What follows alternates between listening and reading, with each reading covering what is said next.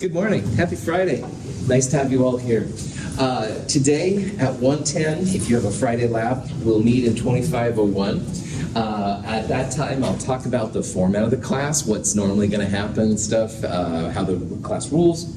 If you can't bring your calculator, that would be cool. We're going to go over just some simple stuff. It's not going to be like a quiz per se, but I just want to make sure everybody's up to speed with the things that are kind of important from Chem 221 and Chem 222. You can follow along with me, or if you don't feel like doing it, you can zone out, but I'll try at least to give you an overview of some of the things that I think are kind of important. And then we will go next door and do a lab, the identification of an compound lab. It's not a hard lab, but it is kind of fun, get to play with chemicals, blah, blah, blah. So, any questions, stuff like that? Le Chatelier's principle is how I say this. I don't know if that's the correct French pronunciation. All right, I'll be totally honest, but I'm going to say Le Chatelier's. You can do whatever you want, honestly. It's no big deal. But this guy was a miner. He went in the ground and dug out minerals and stuff like that, supposedly. And studying how behavior of gases and solids in the mines helped him create this idea, which we call the Chatelier's principle. And it's something that's really important, all right? Anytime you have an equilibrium, you can apply Le Chatelier's principle. And we will use Le Chatelier's principle all the way through Chem 223. It's really important. And the formal definition, all right, is that if you have a system at equilibrium and you disturb it, which means add, subtract, add heat, take away heat, stuff like that, all right? The system tends to shift its equilibrium position to counter the effect of the disturbance. And I know that's about as clear as mud. So let's say that Clifford goes, Russell, you're stressing me out. And he comes up and he goes like this kind of thing. Well, I'm going to go back like that, all right? And Clifford, you're the most cool person in the world, so I don't think you'd really do this. But anyway, let's say that you did, all right? Clifford comes up and gets in my face, and I'm, because Clifford probably was pretty intimidating. But anyway, I reacted to what he did, all right? So he created a disturbance in my world, and I reacted to it. And on a cheesy level, that's kind of what Le Chatelier's principle is all about. Now, if you have a reaction with reactants and products at equilibrium, the equilibrium, after an amount of time, we talked about Q, gets to a place where it's kind of steady state, like you have a constant amount of products and reactants. But if you add a whole bunch more reactants, all right, that's how you get in the reaction space, all right, and it will be disturbed. And if you add a lot of reactants, you will end up making a lot more products. That equilibrium constant K has to be maintained, all right? So if you have a lot more reactants, initially you're not going to be at equilibrium anymore. The reaction's going to shift and try and make more products. So we'll talk about adding and subtracting reactants and products and how they affect the equilibrium. But it's really more than that, all right? If you have a bunch of gases, you can change the pressure, all right? And it can affect how equilibrium works in products and reactants. And temperature will also change it. Now, catalyst is up there just because catalyst will make it go faster. And sometimes a catalyst can be influenced by changes of pressure, stuff like that, although we won't talk about it. So the Chatelier's principle literally is just adjusting to some kind of stress placed on a reaction. And it's something we will use a lot to kind of make sense of the reactions we're going to look at this whole quarter. So let's consider a soft drink, all right? And soft drinks that are carbonated, when you flip the cap or whatever, or open up the can, they release carbon dioxide. And so you can think about the equilibria like this. Now the CO2 that's released, like psh, when you open the can, that would be the reactant side here. CO2 is a separate gas. And before you flip the tap or whatever, the CO2 would be dissolved in the water. Now this reaction is actually an exothermic reaction as written. So this is a review from Chem 221 and Chem 222. You can literally write heat as a product or a reactant. If heat is listed as a product, it's being given off, so it's exothermic. On the other hand, if you had heat on the reactant side, that means it's an endothermic reaction. You have to put heat in to make that happen. Any questions on that? All right. let's say that we decide to decrease the temperature of our can of pop, all right? Well, you can think about this as you're making the soft drink cold, all right? And the soft drink wants to heat up, all right? Like if we went outside right now, didn't have a coat on, it'd probably be kind of cold. You want to put your coat on, all right? Well, chemical systems are kind of the same. So you decrease the temperature, and you can think about it as the reaction getting colder. So the reaction's going to try and go make more heat, all right? It's going to try and warm itself up. And that sounds silly, but it's very true. So if heat is a product and it's going to warm itself up, that means the reaction's going to shift to the product side. You're going to make more product because the reaction's going to try and heat itself up. Equilibrium constants, products over reactants, don't include liquids and solids. You can include gases, you can include solutions. Your equilibrium value will go up. So this isn't a case where you can actually change the value of K. Now, if you don't change the temperature, K is a constant. We'll talk about that later. But in these kind of cases, you can literally change what the value of K is. So if you have an exothermic reaction like this one, and you cool it down, you lower the temperature, you're going to end up with more products. And it all has to do with just making the reaction warmer if it gets cold, all right? So that's why a lot of times soft drinks and beers and stuff like this are kept in your refrigerator, all right? Because it has more dissolved CO2 in it. But the minute you take it out of the refrigerator, pop the top or whatever, all right, you're warming it up. So if you increase the temperature, all right, now the reaction all of a sudden is getting warmer. It's going to try and get away from the heat, all right? So if it gets away from the heat, that means the reaction's going to shift to the left side. So in this case, if you have more reactants, less products, your K value is going to go down. So all of these examples are just talking about making a disturbance on the system, all right? In the first case, we lowered the temperature. The reaction got cold, all right? So if we lower the temperature, the reaction's going to shift to the side where heat is being made. On the other hand, if you increase the temperature, now the reaction's getting too hot, and it's going to try and cool itself down. It's going to try and get away from the heat. So you can actually use this information to predict changes to K. And if you can predict changes to K, there's all kinds of other things you can do. Now, in the companion and online is a little one-page handout called the Le Chatelier's Guide, and I tried to highlight some of these changes. We'll talk about them here in a little bit. Any questions? Okay. This is the reaction with the brown nitrogen dioxide and the colorless N2O4. Now, this reaction has been studied pretty extensively. It's an endothermic reaction. Now, this heat right here means endothermic. Heat is a reactant.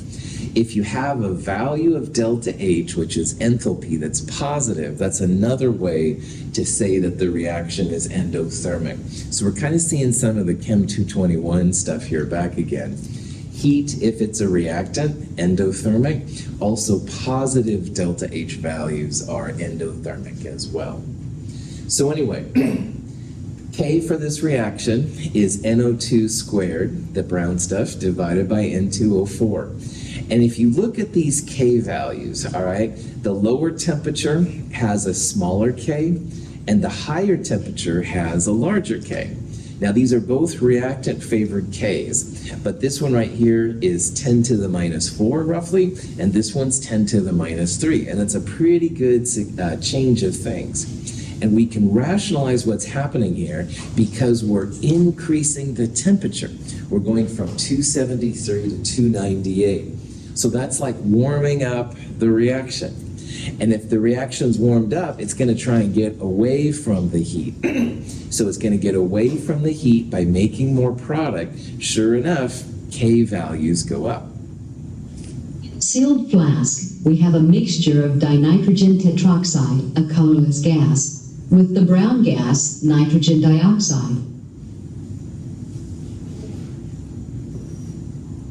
When we heat the flask, however, The dinitrogen tetroxide decomposes into nitrogen dioxide, creating more of the brown gas until equilibrium is reached for the higher temperature. So you can see when the ice melted there, it became more brown, all right? And that's the way to say that you've got more of the NO2 forming at the expense of the N2O4. Now down here in the graphic, these little ones right here are the NO2s. This is the N2O4. And at the warmer temperature then, there are fewer of the N2O4s than there are NO2s. So when this is the stuff that I added once by accident and a big brown fume came out, all right, there was so much energy created that there wasn't hardly any N2O4. So much energy made all of this go to the product side. So it was a very brown whoosh of gas that went up and stuff. And thankfully I turned my head at the right time or at the wrong time, depending on how you feel about me this morning. But anyway, it is one thing you can do then. This is all the Chatelier's principle, all right? You go outside, you're hot, you're going to try and get rid of the coat. Chemistry reaction gets hot, it's going to go away from the heat. That's the way it cools down. On the other hand, you go outside and it's cold, you put your coat on, right? Reaction gets cold, it's going to move to the side with the heat. And if you understand how that works, that's what Le Chatelier's principle is all about, all right?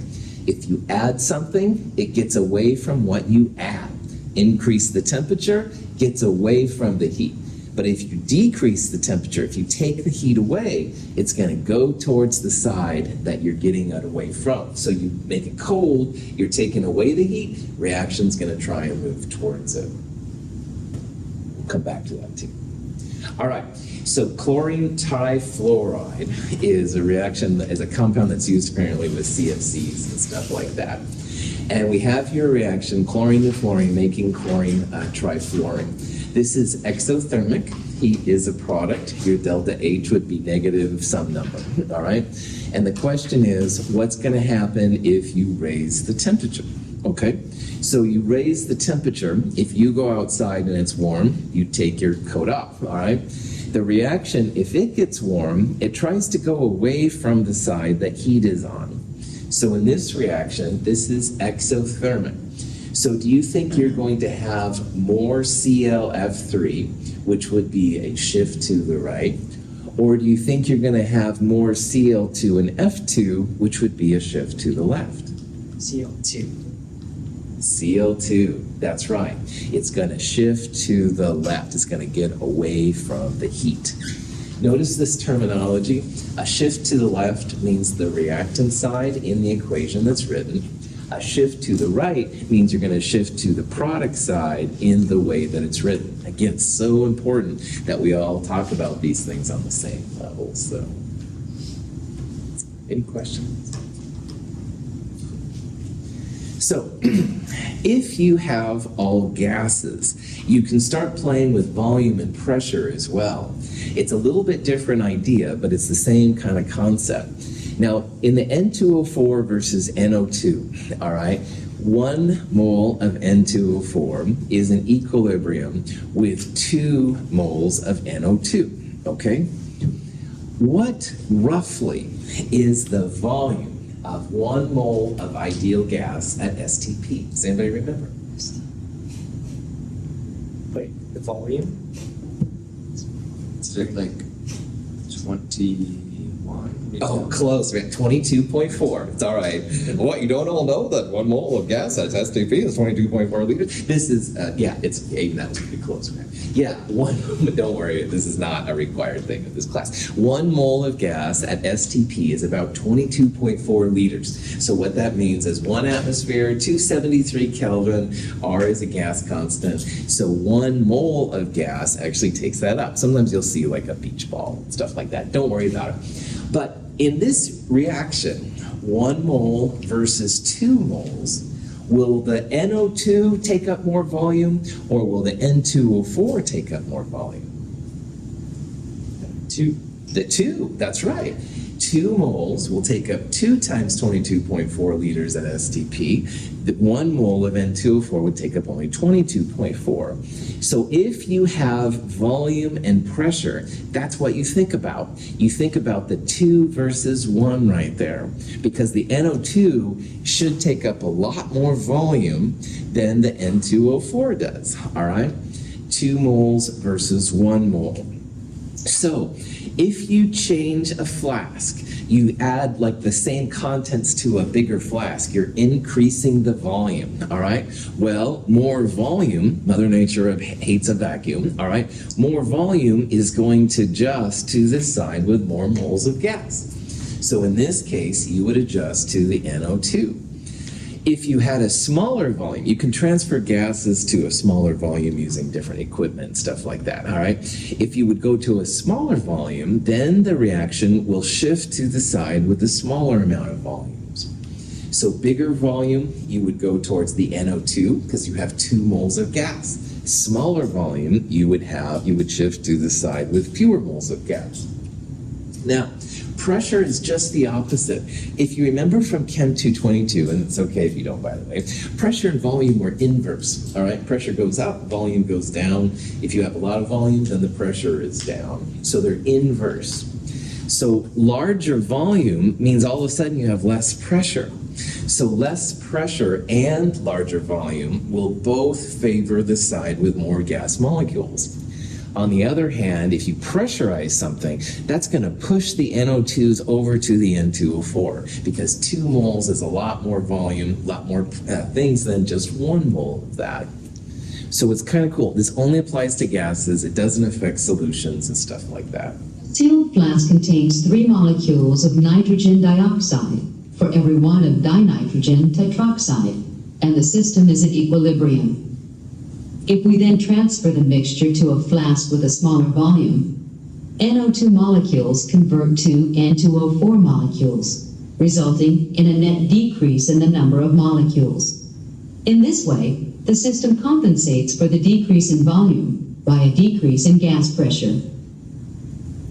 One time I walked in this classroom, literally all the chairs were gone. It's still a mystery of how good. Nobody knows what happened to chairs, long story. So we had to go up to 2501. And if you've been in that room, that's the lab room. It's only got 20 some chairs and it was fine. It was not bad. But like right now you guys are all spread out, which is totally cool, right? You need some elbow room, stuff like that, all right? Boy, in 2501, my group, we were really compact and every chair was taken kind of thing. So having a big volume to a small volume made even people compress, all right? And that's kind of what's happening here with the gases. If you have a lot of volume, then yeah, the NO2 will be great, but a small amount of volume, it's going to compress it down to the side that takes less volume. So it definitely increased the pressure too. That's another story.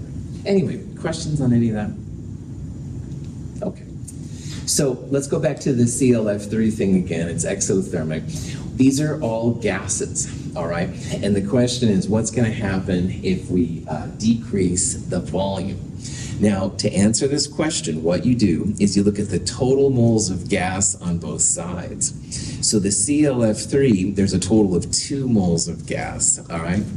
On the reactant side, we have 1 mole of Cl2 and 3 moles of F2. It doesn't matter what kind of gas it is, we just want to know the total moles. So we have 2 moles versus 4 moles, all right? So if you decrease the volume, you want to go to the side with the fewer moles of gas. So do you think you're going to have more reactant or more product by decreasing the volume? Product. Damn. More product. This would be a shift to the right in my opinion. So, okay. Any questions? Yeah. So often, the side that has the heat, generally, will it have less moles than the other side? Oh, I mean, like, you see how there's less moles and also heat, and then the other. Is that always the case or not? good question. Clifford did a little video work with me at the end of last term. We took ammonium dichromate and it made nitrogen and I think it was 4 waters and chromium 3 oxide, and that was the volcano. All right, so your delta H was definitely negative. So this would be an example, Clifford, of where you have absolutely an exothermic reaction, but you have 4, 5, 6 moles versus 1 mole. So it's just coincidence. All right. I don't know of any blanket statement stuff to say that. Okay. Excellent question. Yeah, really cool question. Cool. Catalysts don't change K, but catalysts are important. They usually make reactions go to products faster, all right? It affects the rate constants, K, of kinetics, but it doesn't actually affect the equilibrium. So I'm putting it out there just to kind of remind you of how catalysts work. Catalysts are really important for lots of things in our bodies, and this is the catalytic exhaust system if you drove a gasoline car here and stuff like that. They are important, but they don't actually affect things and stuff. So, but what I would like to do is look at this reaction a little closer. Now, on Wednesday, we talked about the formation of ammonia from nitrogen and hydrogen. And this reaction kept Germany in World War I longer than they would have if they wouldn't have had this reaction. Long story short. Anyway, K, 3.5 times 10 to the 8th. Is that product favored or is that reactant favored? Product, that's right. If K is greater than 1, you're going to have a product favored reaction. So that means when you put nitrogen and hydrogen together, they want to make ammonia.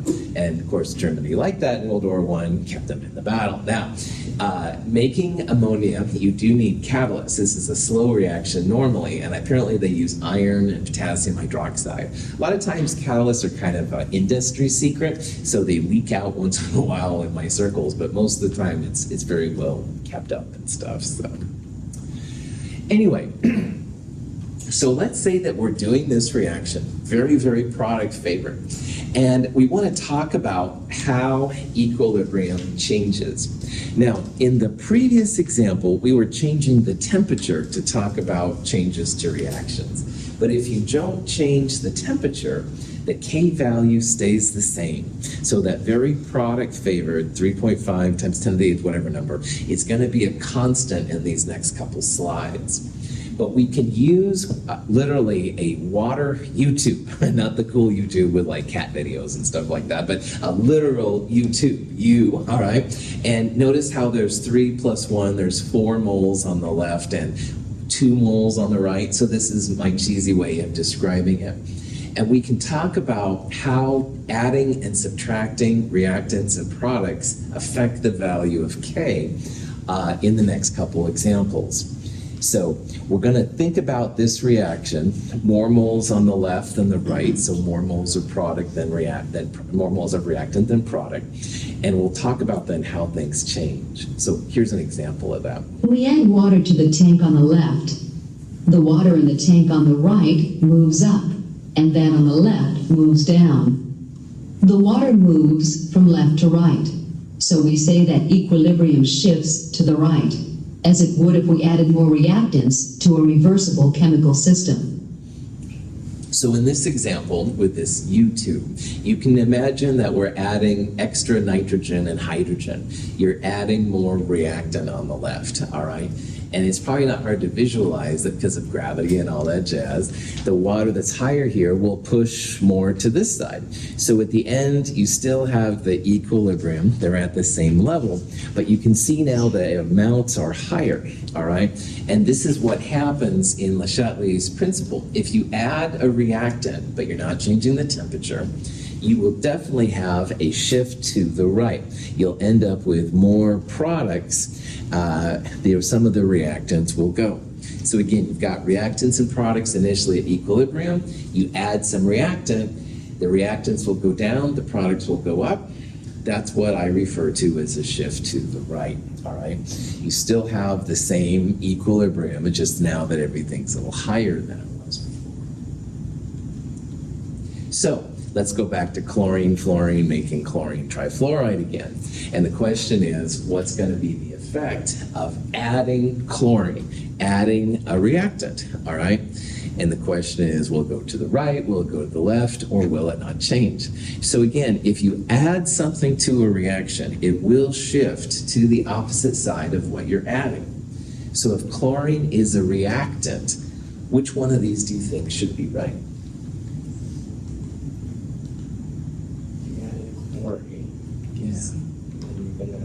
shift to the right. That's right, exactly. Nice shot, Clifford. Yeah, if you add a reactant, the reaction will shift to the opposite side. So in this case, that would shift to the product side.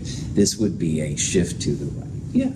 If your limiting reactant was fluorine in that reaction, and you added chlorine. A limiting reactant usually is like what I will call I guess, circling. yeah, because we wouldn't have it as equilibrium. Yep, that's right. Usually limiting reactants are like what we'll start calling stoichiometric, which means they go to completion, all right? And these reactions are constantly in equilibrium. So that would be like a different situation, but yeah, that's cool. But yeah, if you added a limiting reactant when you had already exhausted it, then in theory it would also shift to the right. It would be equilibrium. It would just be one-stop shopping, if you will. Good question. Other questions? We will go back to the world of reactions that actually do go completely from reactants to products. So that's why, Aiden, your comment's really cool there. But right now, we're just focusing on the reactions that can't totally make up their mind. And this one is very product favored, but you will still have reactants. So good. Removing water from the left tank causes water to move from the right tank to the left. Equilibrium shifts to the left, as it does in a reversible chemical system when we reduce the quantity of the reactants. You can also remove reactants or products, as we'll talk about in a little bit. If you remove a reactant, the reaction will shift to the side that you remove. So in this video, initially the thing went down, but some of the products then moved back over here. So at the end, we still had equilibrium, but everything was lower. So removing a reactant shifts the reaction to the side that you removed, which would be the left side. So you hopefully you're starting to see patterns. If you add something, the reaction shifts to the opposite side. But if you take something away, the reaction will shift to the side that you took it away. So here they took away a reactant, shifts to the left side. Let's do it again, what the heck? So this time we're removing F2, we're removing a reactant, okay? The reaction should shift to the side that we're removing. Because F2 is a reactant on the left, that would be a shift to the left. Okay. So again, the punchline here, add moves to the opposite side. Remove shifts to the side that you remove from. Adding water to the right tank causes the water of the left tank to rise as water moves from the right tank to the left. Equilibrium in the system shifts to the left, as it would if we added product to a reversible reaction. In this case, they added water to the product side, and the water kind of shifted that way, all right? An analogy in chemistry would be to add ammonia to this reaction. If you add, it moves to the opposite side, like I just said. So adding ammonia will shift to the reactant side. The water went down, this one went up a little bit. That would be a shift to the left. So, big surprise, here's another one. Let's add a product, ClF3. The reaction's gonna shift to the opposite side because remember, adding anything shifts to the opposite side. That would be a shift to the left. So again, I'm gonna say it again. There you go. Shifting, you add something, moves to the opposite side. Remove something, it moves to the side you removed from. Removing water from the right tank lowers the water level of the left tank as water moves from left to right to regain an equilibrium. The equilibrium shifts to the right, as it would in a reversible chemical reaction if we subtracted product from the system. So in this case, they removed a product. They removed ammonia. And again, when you remove something, it shifts to the side you remove from. So in this case, that's going to shift it to the right side, all right? As this goes down, then this will shift over here. This would be a shift to the right, all right? So let's pretend, I don't want to use Germans in World War I, but let's pretend we're making ammonia, all right? And our boss says, oh, you got to make as much ammonia as you can. How can we maximize the amount of ammonia that's created? There's two things we can do. One will be take away and one will be add. What do we want to take away from this reaction to maximize the ammonia, NH3? Volume? That's right. We want to take away as much ammonia as we can. So the minute it forms, you want to siphon it off, whatever you have to do, because removing ammonia will shift it to the right side. But there's a second thing we can do to make as much ammonia as you can, and it has to do with the reactants.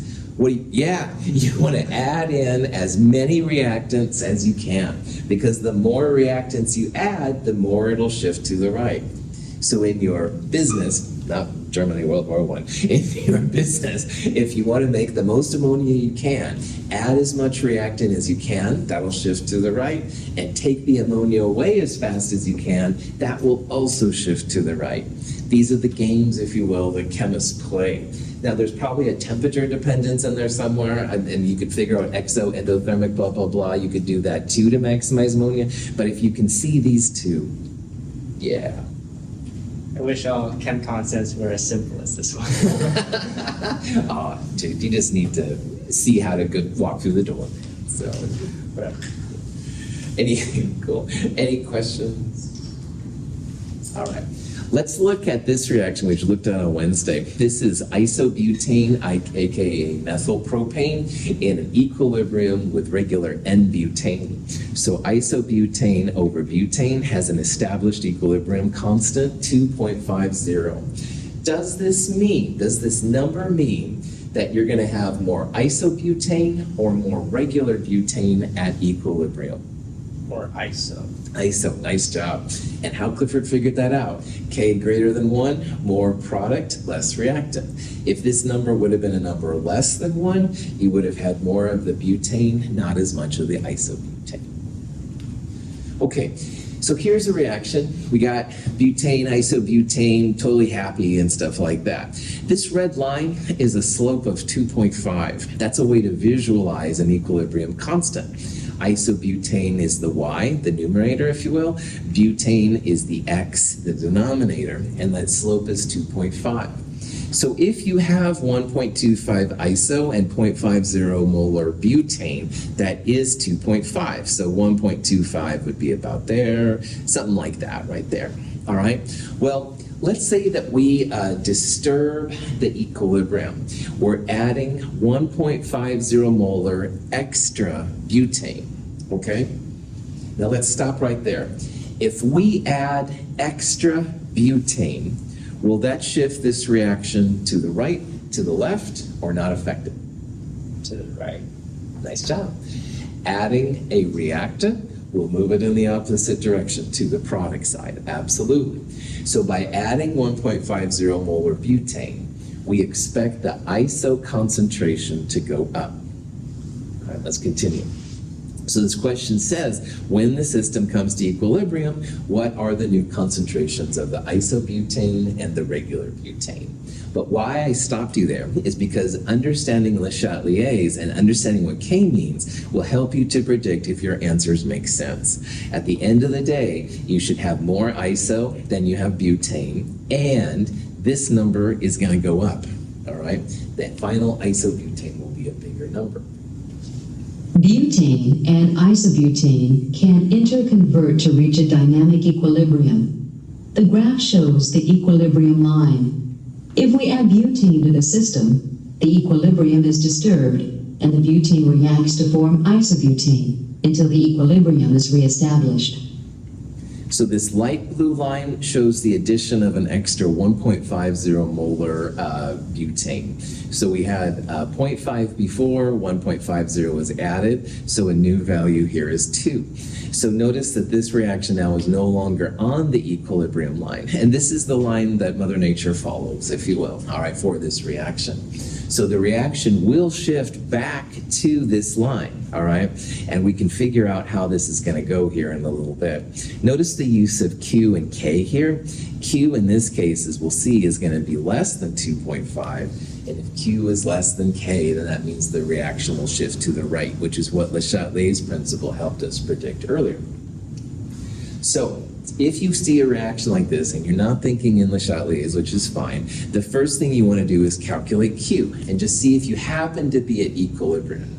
Now Q, the reaction quotient, which we talked about on Wednesday, products over reactants. So products initially, we only have 1.25 of the iso, and we have 1.5 plus 0.5 butane. So Q 0.625, Q is much less than K, 2.50. And if Q is less than K, you're going to see a shift to the right. You're going to make more products, not at the expense of the reactants, which is what Le Chatelier's told us. So this is like a math way to tell that we're going to end up making some isobutane here in a little bit. Now, to figure out the new concentrations, we should set up an ice table, all right? The initial isobutane is 1.25. The butane comes from the initial amount plus the amount we just added. Now, why Q is helpful and why Le Chatelier's principle is helpful is the signs of X, all right? Like we saw that because we added lots of reactant, the reaction should shift to the product. So the product will go up by X and the reactant will go down by X. And that's a real advantage of using Le Chatelier's principle, all right? Because you can kind of tell what the signs will be. Like initially it might be hard to know if this is plus X or minus X or vice versa. But when you know you're going to have more product being made, yeah, this is going to be the positive, this will be the negative. The Q versus K thing also tells you that. Q versus K told us more products are going to be made, so that means this is going to be the plus X, this is going to be the minus X. But anyway, at equilibrium, 2 minus X, this one will be 1.25 plus X. Any questions on that? Cool. So, it's 2.50 is still the name of the game. 2.50 equals 1.25 plus X. We'll divide it by 2 minus X. Now, how you would get to the value of X here is you'd first multiply both sides by 2 minus X. So you'd have 2.50 times quantity 2 minus X distributed out. That equals 1.25 plus X. You get all of your X's on one side, get the numbers on the other, divide to get just X. X is 1.07. I encourage you to try this over the weekend. I can totally help you if you can't get that, but that would be a valuable tool to be able to do. All right, so if X is 1.07, then that means we're going to add it to the product and take it away from the reactant. So what that means is 1.25 plus this number, 2.32 molar. And 2 minus 1.07 is 0.93 molar, all right? And again, more products than reactants because again, K is greater than 1. Equilibrium has been reestablished, which is kind of cool. Any questions on that? So good old Le Chatelier's, kind of an overview of Le Chatelier's, all right, is there's a couple different things to think about. When you change the temperature of an equilibrium system, you are actually changing the value of the equilibrium constant K. All right, so the soft drink example we did, that was actually changing the value of K and the NO2 versus N2O4 kind of stuff, all right? So you can have all kinds of changes to concentration, pressure, and volume. However, most of these examples, the catalyst doesn't change K. Most of the examples, though, have been just about taking away reactants or products or adding them, all right? And in those cases, your equilibrium constant K number does not change, but it'll reestablish itself like it did for the isobutane-butane reaction. You'll have more or less products. But again, Le Chatelier's principle will help you to make sense of your answer, so you'll kind of see what's happening. All right, so that's it for chapter 13. At the end of every one of these lecture slides, I have some handouts right here, which I recommend, and I won't usually talk about them, but in the companion and online, there are several different guides to help out. A study guide is a bulleted list of the highlights from the different chapters. And I recommend you look through it just to make sure you kind of know what everything's talking about and stuff. If you see a title that you don't understand, then let me know and we'll figure that out. A concept guide is a separate handout with worked problems from these different chapters. So if you're unclear about Le Chatelier's principle, for example, there are some There are some examples that have had to do with Chatelier's principle and stuff like that. No worries. One time my own phone went off during lecture. I was like, hey, turn off that phone. It was my phone. Oh, I brought that back on. Anyway, concept guides, all right, are worked problems, so I encourage you to check them out, see how they're done. This is a handout, types of equilibrium constants. We're going to see a lot of equilibrium constants in this class. This is just a list of, I think, all the equilibrium constants. So if you forget what a Kp is, there's a Kp on there. Now, also following these different guides, there's a page that looks something like this. This is just kind of an overview of some of the equations I think are pretty important from these different chapters. And again, I won't usually spend time on it, but I will. In your companion, you can see the printed version. Online, you can see a full screen version if you want to. And then also at the very end of these, I have several questions, all right? So here's like 5 questions. Here's the Le Chatelier's principle, blah, blah, blah. And I encourage you to try them. The answers are given on the next page. So if you get these questions, pat yourself on the back. If you don't get them, then let me know, all right? We'll figure this out together and see what's going on. Questions on that? All right. So let's have a real fast intro. There we go.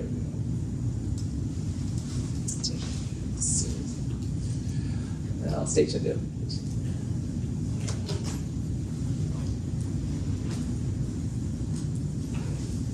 There.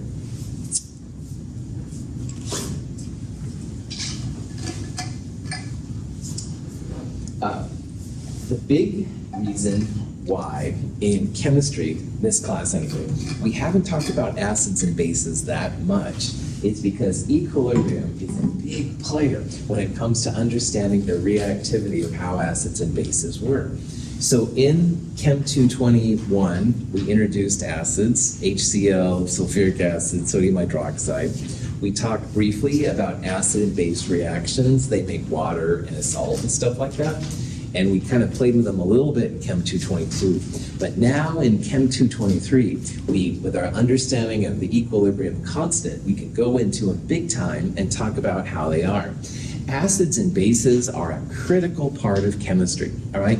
It's a great source of energy, all right? If you have a strong acid and a strong base come together, the energy that's released is really, really strong. So there's a lot of stuff around it. But on a more practical level, all right, if you're eating or drinking anything right now, or you had something this morning, you'll have something later, all right? Almost all of the foods and drinks that we have, most of them are a little bit acidic, all right? You generally don't want to eat, you don't want to eat things that are basic. On the other hand, if you've got messy stuff in your kitchen and you want to clean it up, most of the cleaners we use are a little bit basic. So there's a lot of real practical parts to acid and base chemistry as well. And of course, in biochemistry, acids and bases will activate different receptors and all that kind of jazz, things I don't understand as well. So there's a lot of uses for chemistry. Now, chemistry and acid and base strength is usually related in molarity, and molarity is moles per liter. Every time you see a square brackets, that's a molarity, all right? So many moles per liter. The moles per liter to describe acids and bases can be really big numbers and really small numbers. So instead of writing 3.8 times 10 to the minus 8th all the time, we do have a pH scale, which you've probably heard about. And pH is a quick way to know if something is acidic or basic. And you don't have to write out 3.8 times 10 to the minus 8th all the time. You can just say it's about a pH of 7 or something like that. So we'll talk about that. So there's lots of applications to your real world outside of chemistry. There's lots of examples of how important this is, and we'll start exploring them in this section. Okay. Quick review from Chem 221, or whenever you took this kind of stuff, is that acids and bases on the fundamental level are broken down into strong and weak categories. So you can have a strong acid versus a weak acid. You can have a strong base versus a weak base. Strong acids are examples of reactions where you don't have to worry about equilibrium. Reactants go, for our purposes, exclusively to the product side. So nitric acid is an example of a strong acid. And nitric acid is wicked strong. So when it reacts with water, it makes the hydronium ion, which is H3O+, and it also makes some kind of counter ion, which is the nitrate ion in this case. When a few drops of water are added to solid calcium hydride, a violent reaction occurs that produces hydrogen gas. This is the way we'll talk about acids and bases a lot, where the acid is being added to water and a hydronium ion is created, and as some kind of counter ion is also there.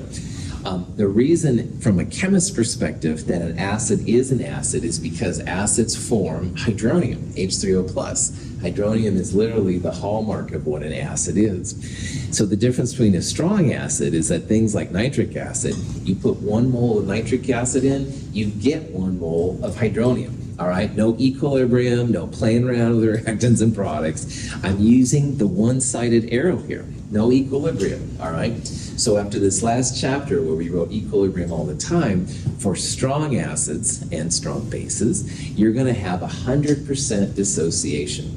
Now in the real world, it's very close to 100%. Well, if you get into higher classes, that might be something to worry about. But man, in this class, we'll just assume 100% good to go. When nitric acid, HNO3, encounters a water molecule, it forms an acidic solution by donating a proton, the H+ ion, to the water to form a hydronium ion and a nitrate ion. The nitrate ion, if you remember from Chem 221, is super soluble, all right? Doesn't react with anything. It's really happy being in water and stuff. It's happy to give up that H+, and hydronium then can do its thing and stuff coming up with the chemicals. So here's an example of hydrochloric acid. Hydrochloric acid is another one of the strong acids. It donates its H+ to water. Here's good old hydronium again, and chloride is left over. Chloride's pretty chill. There are 5 strong monoprotic acids, all right? HNO3, HCl, HBr, HI, and HClO4 perchloric acid. And you really need to know / memorize / put on your note sheet those 5 strong acids. And you're like, oh, Russell, that sucked. Well, here's the thing. There's thousands upon thousands of weak acids. So in this class, if I give you one of those 5, I want you to know it's strong. But basically any other acid I give you, going to be weak, and that will be a big deal for what's coming up. So make sure that you know those 5 strong acids, okay? HNO3, HCl, HBr, HI, and HClO4. HClO4 is so strong, you can't supposedly put them in our fume hoods. It messes up. I don't know. Perchloric acid isn't super common, but it is really powerful. Anyway, cracking myself up. Coolest Oregon license plate ever. One of my ex-students sent this to me. No, they capitalized the L, but that's okay. It's an Oregon license plate. Yeah. Anyway, if you see this license plate or something like that, it's kind of fun. Yeah. Living large. I know. Anyway, okay. Weak acids. All right. There's thousands upon thousands of them. Most of what we eat and drink, it's not nitric acid. That stuff would burn us out, right? It's most of the things we eat and drink are weak acids. All right. Our bodies are acclimated to weaker systems. And why weak acids and weak bases are important is that those systems are in equilibrium. So the 5 strong acids I just mentioned, single arrow. All right. But all the other acids will be in equilibrium. Now, those acids, like acetic acid, react with water. They make hydronium and some kind of conjugate, all right? Some kind of piece left over, all right? By the way, acetic acid, by far the most common, I would argue, weak acid. Acetic acid, CH3CO2H. A lot of times acetic acid is abbreviated HOAC. I'm not totally sure where that started, but we're going to use it as well. So this is acetic acid. This is the acidic hydrogen. These are hydrogens are not acidic, and they do make hydronium and acetate, but they're much less than 100%. So if you put 1 mole of acetic acid in, you would maybe only get 0.0001 moles of hydronium. Now nitric acid and HCl, 1 mole in, you get 1 mole of hydronium. But these acids and bases create much, much, much less than that because of their weak systems. So you do not have to memorize any weak acids, but I would like you to know those 5 strong acids, so that way by default, all the other acids are weak acids. Okay, this is going to be a good place to stop. We'll do more of this on Monday. I will see you, most of you, this Friday, today, at 1:10 p.m. and 25:01. Have a good day.